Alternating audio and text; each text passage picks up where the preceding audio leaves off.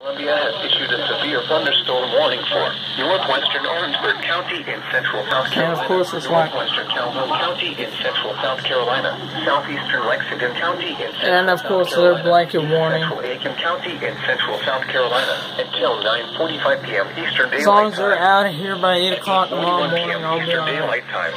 Severe thunderstorms were located along a line extending from near Casey to 15 miles southwest of Gaston, moving southeast at 15 miles per hour. Hazard 60 miles per hour. I'm tempted to turn this thing off because that's going to keep me up all night to keep it on radar indicated. Impact. Expect damage to roofs.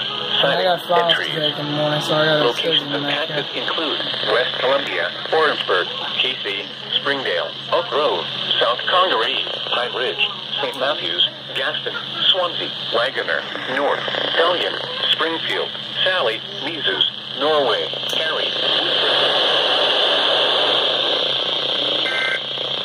I got KHF. Oh my god. The National Weather Service. The KHF at 5 go down for a second.